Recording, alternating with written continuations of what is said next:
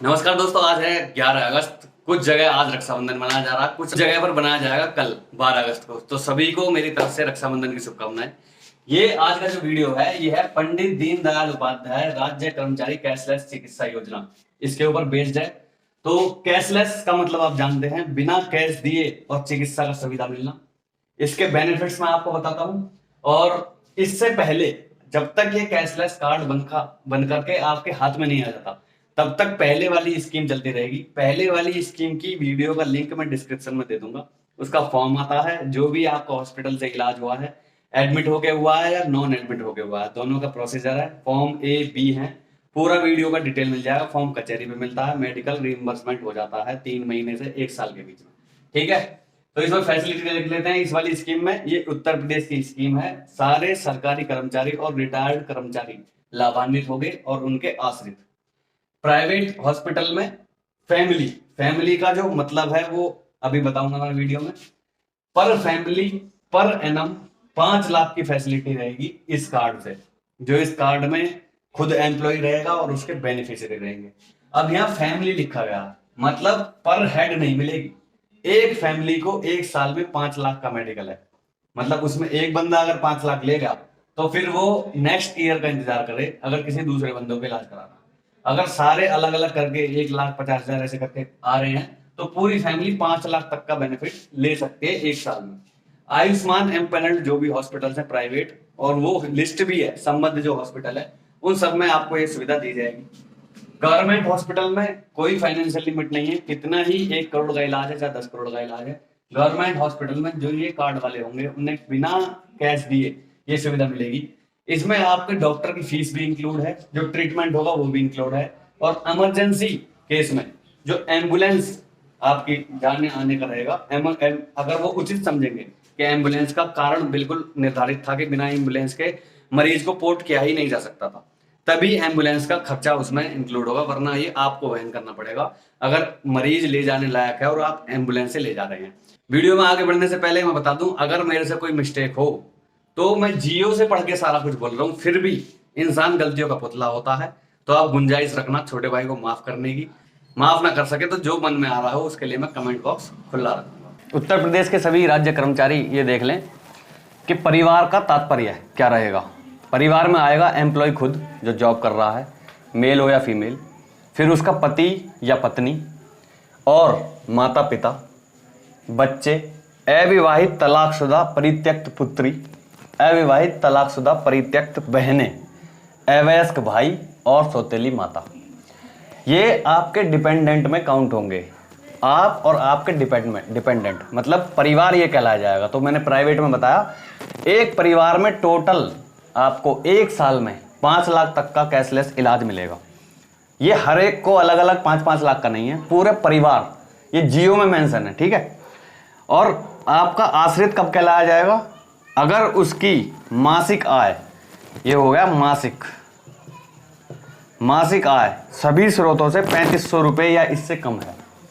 और ये पेंशन वालों के लिए है, अगर आपके घर में किसी को पेंशन मिल रही है तो पेंशन 3500 से ज़्यादा ना हो और उस पर डीए, ये दोनों का योग, मतलब 3500 प्लस डीए, इससे ज़्यादा की पेंशन नहीं होनी चाहिए। अगर 3500 की जगह पेंशन 3600 है तो इलाज से मतलब आश्रित काउंटेड नहीं करा जाएगा। ऐसे इनकम का है, तो जिसकी इनकम मतलब माना कि पति या पत्नी या माता पिता कोई जॉब कर रहा है अगर, तो आप पे आश्रित नहीं माना जाएगा। अब इनकी एज का देख लेते हैं कि कौन किस लिमिट तक एलिजिबल है। पुत्र सेवा नियोजित हो जाने या 25 वर्ष की आयु प्राप्त कर लेने या विवाहित हो जाने तक, which ever is earlier. For example, अगर शादी हो जाती है पुत्र की 18 साल की एज में, तो वो इस स्कीम से मतलब आपके आश्रित से एलिजिबिलिटी उसकी खत्म हो जाएगी, वो आपका आश्रित नहीं कहलाएगा।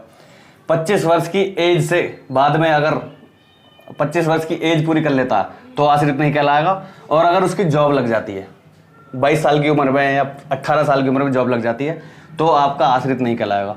तो इन तीनों कारणों में से जो भी अर्लियर होगा वो आपका आश्रित नहीं कहलाएगा। ठीक है, पुत्री सेवा नियोजित हो जाने, या तो उसकी जॉब लग जाए या विवाहित हो जाने तक। अब अगर 28 साल की एज में विवाहित हो रही है, शादी हो रही है, और तब तक उसकी वो नहीं लगी है, जॉब नहीं लगी है, तो वो इसके लिए पात्र होगी, आपकी आश्रित मानी जाएगी।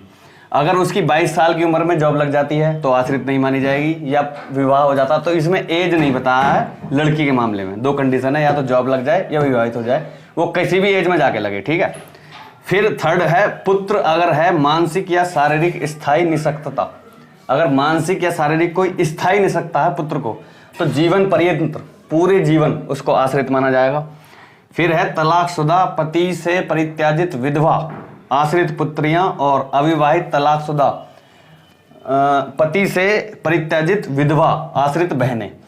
तो ये हो गई पुत्रियां और बहनें आश्रित माने जाएंगी जीवन पर्यंत, जो इस तरीके से पीड़ित हैं। और ये आ गया 5वां अवयस्क भाई। अवयस्क भाई कब तक है?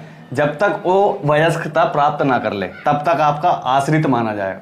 इसका जो अप्लाई कैसे करना है आपको वो देख लेते हैं। आवेदन कैसे करें, तो आपको ये लिंक खोलना है https://sects.up.gov.in sects.up.gov.in। तो आप सिर्फ इतना गूगल पर लिखेंगे, आएगा पहला ही लिंक पंडित दीनदयाल उपाध्याय का खुलेगा, उस पर क्लिक करेंगे। क्लिक करते ही आपको एक बटन दिखेगा और बटन पे क्लिक कर देना है आपको apply for state health card, ठीक है। फिर फिल सेल्फ डिटेल, अपनी डिटेल्स भरनी है और फिर सेव और कंटिन्यू कर देना है। डिटेल्स मैं आपको अभी बताऊंगा कि फॉर्म भरने से पहले क्या क्या आपके पास होना चाहिए। Add dependence and save and continue, पहले अपना फॉर्म सबमिट हो जाएगा, फिर जो जो डिपेंडेंट्स हो उनका आप डिटेल्स भरिए और सेव और कंटिन्यू करते रहिए। वो ऐसे लिस्ट में आप फिर आपका 1 डिपेंडेंट, 2 डिपेंडेंट, 3 डिपेंडेंट, अगर कोई विकलांग है तो उसका विकलांगता सर्टिफिकेट, तो वो अभी बताऊंगा मैं वो आपको क्या क्या चाहिए। Submit application and wait for approval, फिर आपका ये सबमिट हो जाएगा और उसके बाद अप्रूवल कहाँ से आएगा? जो सरकारी कर्मचारी हैं जो इस समय काम कर रहे हैं उनका अप्रूवल आएगा डीडीओ से, ठीक है। आहरण वितरण अधिकारी इसको बोलते हैं। और ये है टीओ, शायद ट्रेजरी ऑफिसर ही होंगे। तो ये करेंगे जो पेंशनर्स हैं, जो रिटायर हो गए हैं। तो यहाँ से आपका ये क्वेश्चन क्लियर हो गया होगा कि जो रिटायर्ड एम्प्लॉयज हैं उनके लिए भी पूरा परिवार कवर होता है इस स्कीम में, पंडित दीनदयाल उपाध्याय में। और अब भी जो वैसे चल रहा है हार्ड कॉपी से जो रिइंबर्समेंट होता है रिटायर्ड एम्प्लॉय पे, वो भी अप्लाई होता है। जो मैंने अभी आश्रित बताए थे उन सबको वो लाभ ले सकते हैं आप, ठीक है। फिर उसके बाद after approval by DDO TO and a message received, तो आप पे जब डीडीओ टीओ से अप्रूवल हो जाएगा, आपका जो आधार से लिंक फोन नंबर था उस फोन नंबर पे एक मैसेज आ जाएगा। मैसेज में ही लिंक होगा, उस लिंक पे आपको जाना है। अगर मैसेज में लिंक ना हो तो ये वाला लिंक है setu.pmjay.gov.in/setu/चेक दीनदयाल, ये वाला लिंक आपको करना है। उसके बाद complete Aadhaar EKYC and download आपका ये कार्ड, कैशलेस कार्ड जो है मेडिकल कार्ड, तो कंप्लीट कर देंगे और ये डाउनलोड हो जाएगा। अब तक आपके पास होगा एक पीला सा कार्ड जिसमें आप और आपके आश्रित होंगे, पीला सा कार्ड जो है। अब ये आपको ये कार्ड मिल जाएगा, ये कार्ड होगा तभी आपको ये सुविधा का लाभ मिलेगा, इससे पहले वही पीला कार्ड वाला चलता रहेगा तब तक। अब आपको अप्लाई करते टाइम क्या क्या चाहिए होगा वो देख लेते हैं। आपको अप्लाई करते टाइम चाहिए आपका आधार नंबर और आधार लिंक्ड मोबाइल नंबर। ये उसके लिए है जो बेनिफिशियरी एम्प्लॉय है, मतलब जो सरकारी कर्मचारी है या रिटायर्ड कर्मचारी है, जो मेन बेनिफिशियरी है, ठीक है। उसके बाद नियमानुसार आश्रितों की सूची, जो भी आपके आश्रित हैं, मैंने आश्रितों की डेफिनेशन बना दी है। इससे बाहर अगर कोई आप अप्लाई करेंगे तो वो रिजेक्ट हो जाएगा, ठीक है। अपनी तथा आश्रितों की अधिकतम 20 KB की photo, passport size white background के साथ। तो 20 KB की जरूरी नहीं है आप पासपोर्ट साइज फोटो बनवाएं, कैमरे से ही उसका साइज 20 KB हो जाता है। सॉफ्टवेयर में जाके वो आपका कैफे वाला कर देगा, और जो एक्सपर्ट हैं वो खुद करें। आप फोन से, लैपटॉप से और जहां जैसे चाहें वैसे इसको फॉर्म को भर सकते हैं।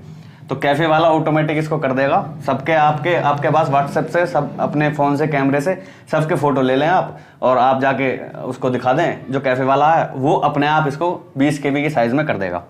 सभी आश्रितों के आधार नंबर, मतलब कोई भी ऐसा आश्रित जिसका आधार कार्ड नहीं बना है, ये क्वेश्चन आपका मैं क्लियर कर दूं, बिना आधार कार्ड के कोई भी ऐसा आश्रित है तो वो आश्रित मतलब वो इसमें अप्लाई ही नहीं कर पाएगा, वो ऑनलाइन एलिजिबल ही नहीं है।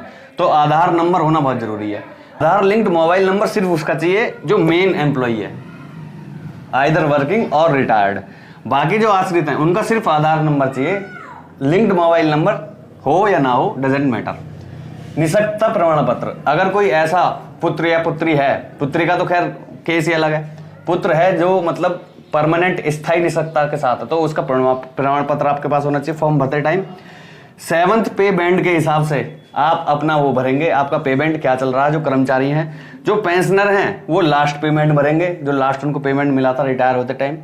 और डीडीओ कोड, ये हर राज्य का, शायद हर रेंज का या डिस्ट्रिक्ट का अलग है, तो वो आपके डिस्ट्रिक्ट से आपके व्हाट्सएप पे फ्लैश हो गया होगा, वरना आप अपने जाके बाबू से मालूम करने कि हमारे जिले का डीडीए कोड क्या है, 4 डिजिट का हो सकता है, हर जिले का अलग हो। बिफोर सबमिट वॉच केयरफुली, तो सबमिट करने से पहले केयरफुली वॉच कर लें, क्योंकि सबमिट करने के बाद आपका आधार नंबर और लिंक्ड मोबाइल नंबर ये चेंज नहीं हो पाएगा। आपका जो फॉर्म में वो हैं आश्रित वगैरह हैं, वो आप एडिट कर सकते हैं। वो कैसे होंगे वो बता देता हूँ मैं आपको। जो वेबसाइट बताई थी SECTS, उस पर जैसे ही आप खोलेंगे आपको वो अप्लाई वाला बटन तो क्लियर दिखेगा। उसके बाद ये कुछ ऑप्शंस होते हैं, उस ऑप्शंस में एक होम का ऑप्शन होगा, उसके बाद एम्प्लॉय/पेंशनर एप्लीकेशन, ये वाला ऑप्शन जैसे ही आप क्लिक करेंगे 4 इसके और ऑप्शन खुल जाएंगे। उन 4 में आपको ऑप्शन आएगा एडिट एप्लीकेशन, आप अपनी एप्लीकेशन एडिट कर सकते हैं।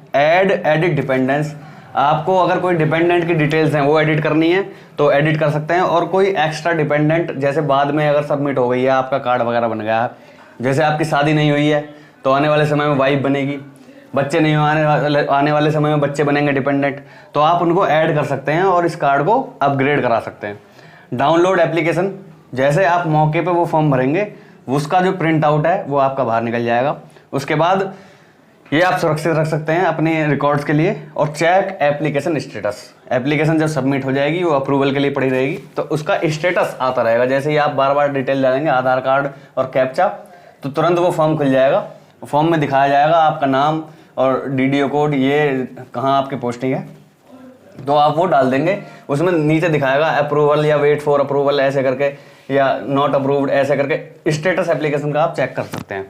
ठीक है, तो अब कुछ क्वेश्चंस आपको मैं बता देता हूं, जैसे कि बिना आधार वाला डिपेंडेंस नहीं ऐड होगा, जिसके पास आधार है सिर्फ वही आश्रित ऐड कर सकते हो आप इस स्कीम में। सिर्फ 1 साल की उम्र से कम का बच्चा, 1 साल की एज से कम का अगर आपका बच्चा है, जब तक वो 1 साल का नहीं हो रहा तब तक इसमें डिपेंडेंट कंसीडर कर लिया जाएगा। 1 साल से जैसे ही एज ऊपर होती है फिर उसका आधार कार्ड चाहिए। बिना आधार कार्ड के 1 साल तक का बच्चा ही कंसीडर करेगा डिपेंडेंट। उसके बाद पेंशनर इस स्कीम का लाभ उठा सकते हैं, सरकारी कर्मचारी और सरकारी पेंशनर, सरकारी रिटायर्ड कर्मचारी ओनली। यूपी की स्कीम है ये, पंडित दीनदयाल उपाध्याय।